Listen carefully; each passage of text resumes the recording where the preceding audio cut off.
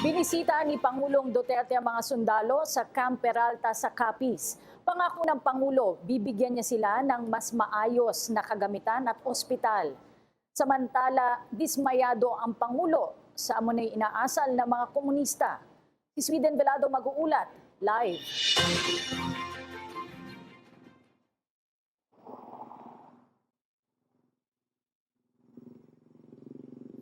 Kathy, makasaysayan ang naging pagbisita ni Pangulong Rodrigo Roa Duterte dito sa may Camp Peralta sa may Hamindan, Capiz. Dahil sa nakalipas na 15 Pangulo ng Pilipinas, si Pangulong Duterte ang ating 16th President, ang kauna-unahang Pangulong nakatungtong dito sa may Camp Peralta. At kanina nga ay nagkaroon siya ng pagkakataong makaharap yung mga miyembro ng 3rd Infantry Division ng Philippine Army. At sa kanyang maikling talumpati, well, masasabi natin na maikli dahil less than an hour compared doon sa kanyang mga mahaba talagang talumpati. Sinabi nito na kanyang binisita nga yung isa sa mga ospital, itong V. Luna, at ikinuwento niya yung estado ng ating mga sundalo na nakakonfine doon.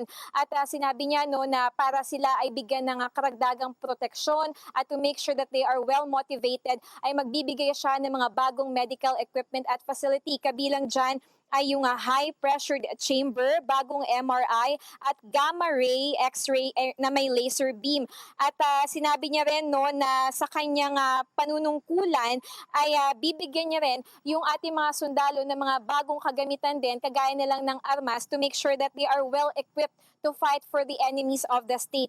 Nabanggit niya nung nagkaroon sila ng pagkakataon ni US Secretary of State John Kerry na makapag-usap, ay iniwanan daw siya nito ng halagang $32 million.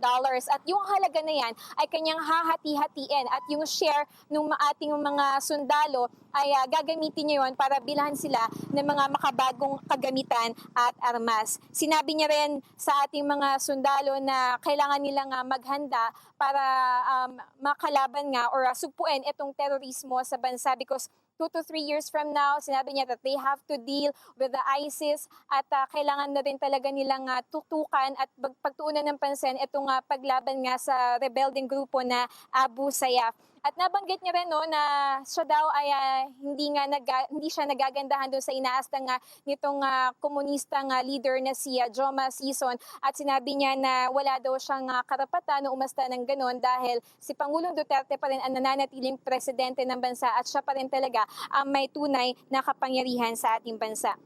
Kathy, dinagdag rin ni Pangulong Duterte sa kanyang mga pangako sa ating mga kababayang sundalo, lalo na yung mga nandun sa ospital at wounded, naka-wheelchair na bibigyan niya sila ng edukasyon. He will send them to school again at pag-aaralin daw sila ng grammar. Kapag naging mas maayos yung kanilang diction, ay pwede naman silang bigyan ng pagkakataong makapagtrabaho muli bilang call center agents. Para naman dun po sa mga pamilya na ating wounded soldiers, sila po, yung mga anak po nun ay magkakaroon po ng pagkakataong makapag-aral ng libreng edukasyon from kindergarten to high school. At pagdating naman po sa tertiary education, kung sila po ay makakapasok sa scholarship level, if they maintain a certain grade, ay mabibigyan din po sila ng college scholarship. Ito pong Camp Peralta ang pangatlong pinakamalaking military reservation dito sa bansa. At yung bahagi po nito ay gagamitin din po rehabilitation center dahil nga po isa talaga sa mga primary objective ni Pangulong Duterte ay sugpuin yung kriminalidad, lalo na po yung paglaban na rin sa illegal na droga. Yan muna ang latest mula rito sa Camp Peralta sa Hamindan, Capiz. Para sa PTV News, Sweden Velado.